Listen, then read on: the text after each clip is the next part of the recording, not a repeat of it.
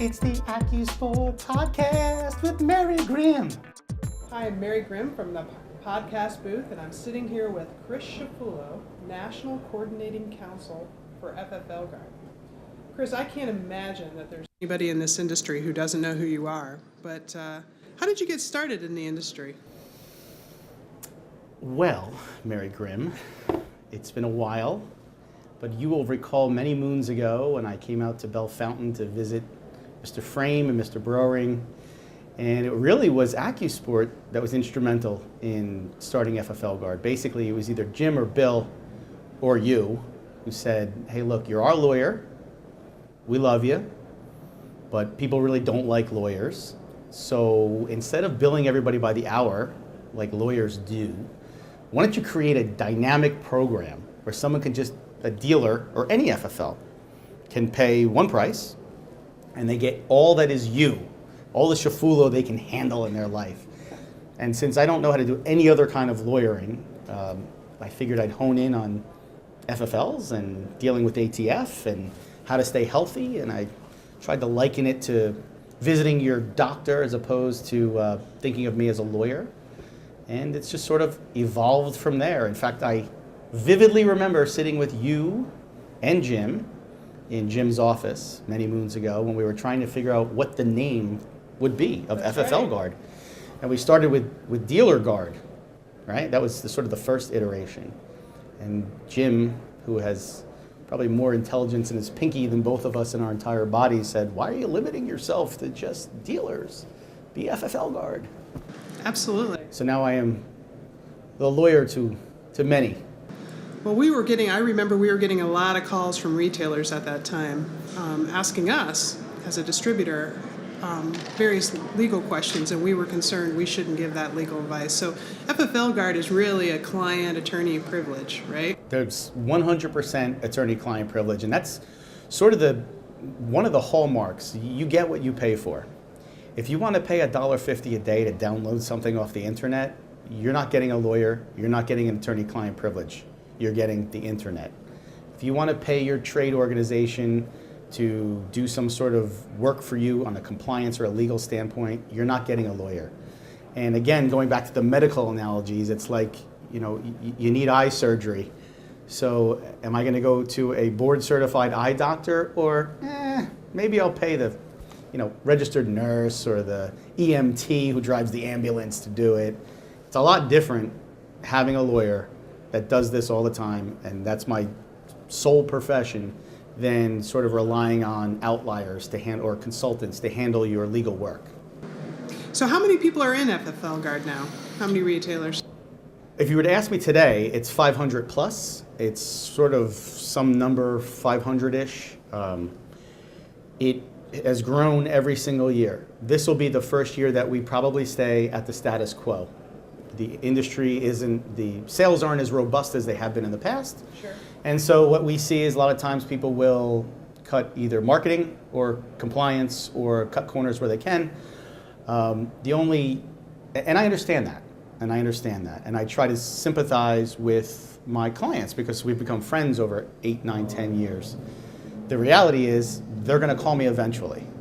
So either you call me now and let me give you cholesterol medication and keep you healthy, or you call me when you're having the heart attack, and that's more expensive and more painful. So while we've been sort of flat this year, I have 500 sheep in my flock to tend to, and that's a lot of work. Absolutely, that's amazing. That's a lot of moving parts. parts. We just started.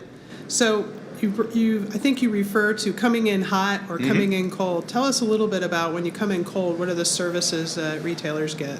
Well, coming in cold means you don't have ATF burning down your house. They're not in your store, and they are not wreaking havoc because you, God forbid, did not dot an I or cross a T in your acquisition and disposition log. You're just a normal dude who thinks it's a good idea to have someone who probably knows a little bit more than you about this. I don't know a lot of stuff about a lot of stuff, but I know a lot of stuff about this. Have someone who knows more than you tell you how to stay out of harm's way. Come in cold, there's no problems. You pay a couple $100 a month, and you can call me 24 hours a day, 7 days a week. You come in hot is when you say, hey, I don't need Chris. I don't need FFLGuard. I've talked to this consultant and they've been out to visit me and they said I'm fine, or I download these forms off the internet and I know what I'm doing. And then suddenly a catastrophe is upon you. And you're going to go to the internet, you're going to say, who do I call? You're going to ask your AcuSport sales rep. They're going to say, call Chris. And you're coming in hot, and that's likened to the heart attack. Right. It costs a lot more. It's way easier, Mary Grimm, for me to give you Preventative medicine. Yeah. Like, here's your gym card, man.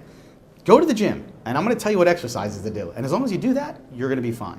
Have you been successful with the folks who've done that when they do have ATF audits and other issues with the ATF? Yeah, we have, in 10 years, we're going on 10 years now, we've never lost a cold client. So we've never had a cold client revoked.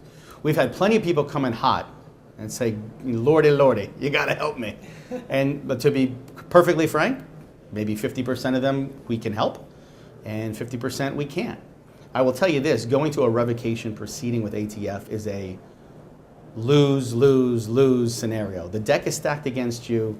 The prosecutor and the hearing officer are all ATF employees. It's really hard to win. So the best way around it is just never to make it there. And I've often heard you don't want to be at a table with the judge and jury without an attorney by your side. Yeah, and there's an executioner there too, to make matters worse. So it's sort of the worst of all possible worlds, but you will get a lot of people that say, oh, I can handle this, or oh, Charlie, that I went to high school with, that did my divorce, who's a lawyer, I'll take him. Not really what you want to do. Your best bet with ATF, there's Bill Frame, hi Bill Frame, best bet with ATF is to be compliant, be uber compliant, above compliant, like above and beyond, and that's what we preach. And you never have to worry about stepping on a landmine, in the minefield. So you said the retailers get a whole lot of you, but you've also assembled a pretty good team over the years. Talk a little bit about the folks that are on your team and their credentials. Sure. So you can have all the law books in the world you want on your shelf. They really don't amount to a hill of beans. It's who's in your Rolodex and who you know. So we've got a number of ATF executives and former professionals from ATF. One such guy is Jim Zamillo. You know Jim. He was great guy at ATF. We call him Yoda because he knows everything, because he was the guy who was there for 43 years. He wrote many of the regulations, right? He wrote many of the protocols that the inspectors in the field use to this day. We work with Mike Bouchard, a former assistant director. That's one of the top 7 or 8 guys in ATF. He handles all our clients' operational security matters. We work with Rick Vasquez. He was a chief in the firearms technology branch.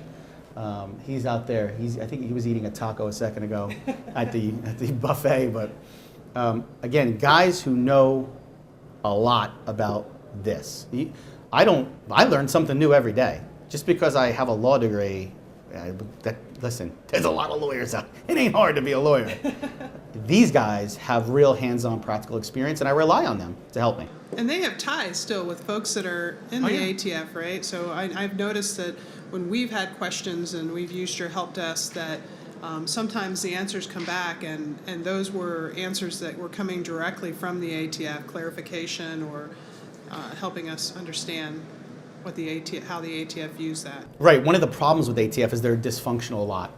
It's like Game of Thrones. There's 26 different families, and there's King's Landing, and there's Winterfell, and there's all these places. That's what the United States is like with ATF. They have little fiefdoms, and they all kind of have their own MO, if you will. You could imagine that Texas and the gun culture here would be a little different than New Jersey, or New York, or Massachusetts, or California. And what happens is many times they all start to develop their own little programs or their own little mindset. And since I'm a lawyer and I don't want to lose my law license by malpractice, I like to get the right answer. So we will frequently use our subject matter experts to go into headquarters and get us an answer from the horse's mouth. A lot of times, and I don't mean any disrespect to anybody at ATF, but a lot of times they learn stuff from us about their own organization. Like, sorry guys, we got this from on high, and here's what it's supposed to be. And the industry. I know that we've worked with you, especially our team at that works on Axis, our point of sale system, making sure that's compliant. It seems like the ATF has learned a lot from us on how technology works today through you guys. Well, the reality is you can't, as a service provider of technology, get a stamp seal of approval from ATF that says, you know what, this is good to go. You have to rely on an outsider to give you their imprimatur and say, hey, look, we are fluent with the law, we know the regulations, and this product, a la Axis or AKA Axis, is fully compliant. And if, as you know, if someone comes back to Axis and says, I'm being violated by ATF, I'm receiving a violation during an inspection, even if you're not an FFLGuard client, Axis will say, well, FFLGuard gave us their seal of approval, here's their number, they'll help you on our dime. So yeah, Axis, we work with them an awful lot. And you and I joke probably every year when you're deciding, do we want to keep Chris around another year, do we not? It's been 18, you haven't gotten rid of me yet, but our life together has evolved from 1999 when it was the world against the gun industry. Yes. That's where we first met. Everyone was suing the gun industry. And then it evolved to more contracts and things of that nature. And now I feel like I've become this technology guru on how all things ATF and electronic work. So, Yeah, in many ways, you were the very first retailer service through a third party that we offered our retailers, and now we obviously have a wide span of services. Customer Link. I was one of the original customer linkies, or linkers, or whatever I would be. Yes, but AcuSport has been an integral part of the development of FFLGuard.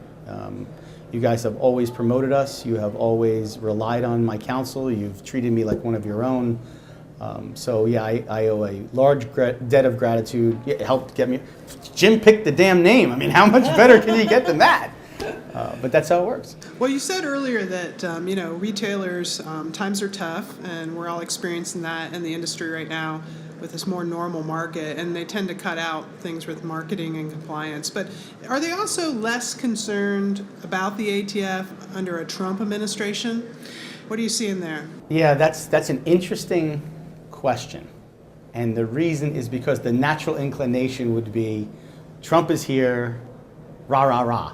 And look, I voted for him. You voted for him. So, Absolutely. I mean, the swamp that he's draining, the ATF swamp is still the same swamp it was. Mm-hmm. So you have 8 years of Obamaites in there. And, Donald has a lot of things on his plate. And I don't think reforming the ATF is one of them. So we have actually seen in our own client base this year, there be more inspections than previous years. Really?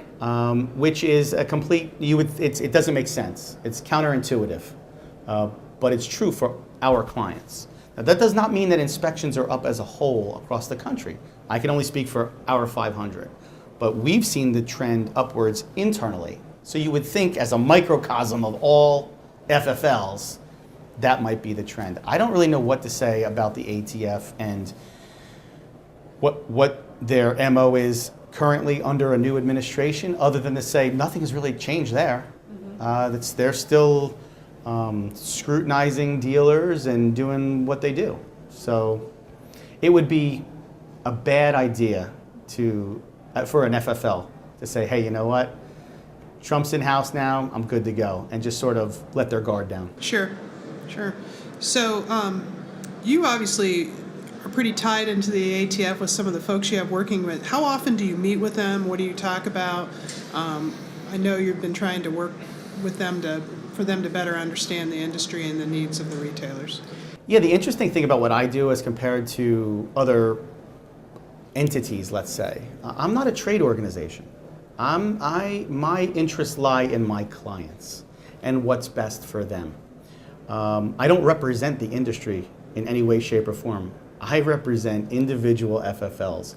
So when I'm going to ATF, unlike, let's say, NRA or NSSF or American Silencer Association or any organization, when I go there, I'm not lobbying for change specifically.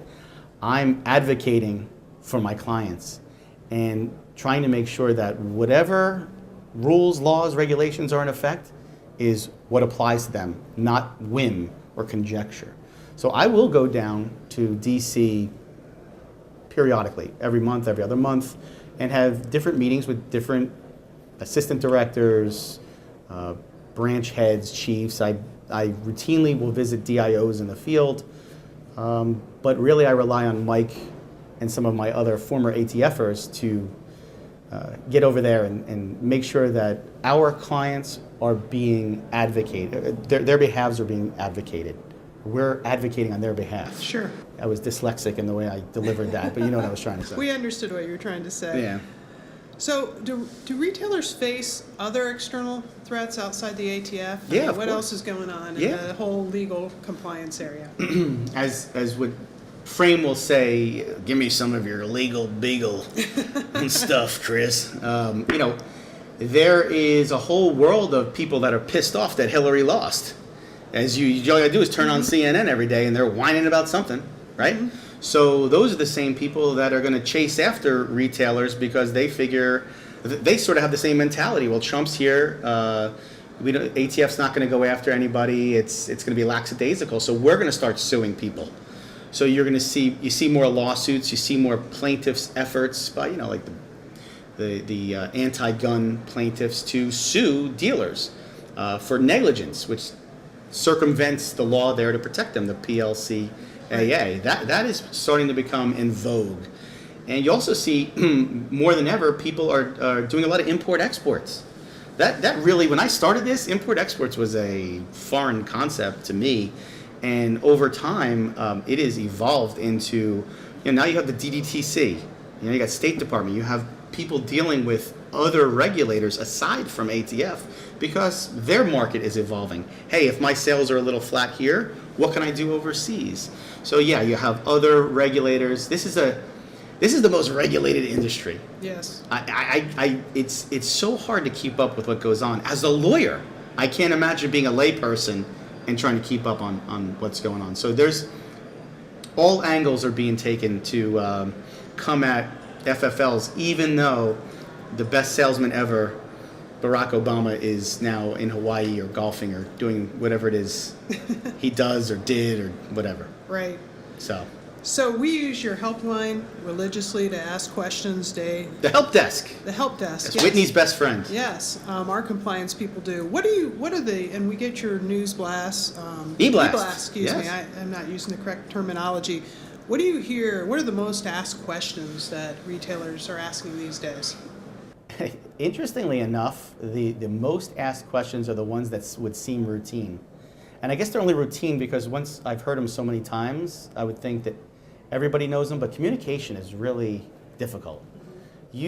Especially in this day and age where your inbox is full, your text messages are full, you have constant messaging coming at you. There's some real fundamental stuff like how many responsible persons should I have on my license that we get asked all the time, and you would think that's sort of a fundamental question, isn't it? But we get it. How do I change the responsible person on my license? You would think that's sort of fundamental, and it should be easy to figure out. But they can't get it off the ATF website, or they don't want to rely on something other than us. Sure. So you would be surprised. It's not real. I'm not getting complex law school questions. Man walks in with 2 forms of ID, but he's only got one hand, and he's what. It doesn't happen complicated like that. It's real easy stuff that we see over and over and over again. Well, I think people want confirmation, right? Clarification. We were mentioning this morning in one of the keynotes that we have a lot of retailers that are multi-generation. They're trying to figure out how to transition their store either to a member of the family or potentially sell. Do you work with your clients on that as well as it relates to their FFL? Yeah, what's interesting for me is that now that I've been around for almost 10 years, I'm seeing I'm a party to those transitions. My first one of my first clients was Joe Keffer. Now there's Anthony. Right. Then I got Joe Mangalos. Out in California. I mean, so I see the generations from top to bottom. And Donald Jr. gave a great keynote speech about starting his grandfather to his father to him and how you start with the more risk takers at the top, Right. but then you have a realm to protect when you get down to the third generation. So the younger generation are the guys that come to me and go, hey man, my dad and my granddad put this together, help me keep it together. And that's what I say. Well, our time's almost up, but I understand you have a clients-only meeting this evening. Yeah, we always coincide our clients-only meeting with the AcuSport Business Conference, usually in January, where I'm wondering if I'm going to get out of New York because of the snow or the rain and the ice. And so here I'm thinking, great, September, great time to travel. And here we have hurricanes coming in, so it disrupted the travel of a lot of our guys. So we're Skyping people in to enjoy or participate in the meeting. But yep, 6:30 is the cocktail hour, and then we start at 7 local Central Time tonight. And we do it right here in the conference, in the convention center. So without giving away any privileged information, what do you typically share in those meetings? What's the benefit for the retailer to attend? It's actually, I've been telling people, it's sort of the jewel in the crown of the FFLGuard program. You get to sit with your peers and hear what's going on around the country from an ATF standpoint. I mean, a lot of these guys sit together in these performance groups and in other forums and talk about business trends and business-related things, but they don't often get a chance to sit around and talk about their regulator and what I think is going to happen politically in the United States, across the country, not just in one region. So everybody comes, and I've been known to put on a good show. So That's a surprise. yeah, so it's a couple hours of cracking jokes and having a couple beers and just sort of getting real. Right. Well, great. We at AcuSport really appreciate our relationship with you. Like you said, we've known each other for 19 years. It's hard to believe. That makes me feel old. But we really do appreciate our relationship with you and everything you do for our retailers. I have one last thing to say. Okay. It's the AcuSport Podcast with Mary Grimm. That's going to be your You had jingle. to get that in. All right. That's going to be your jingle. Thank you.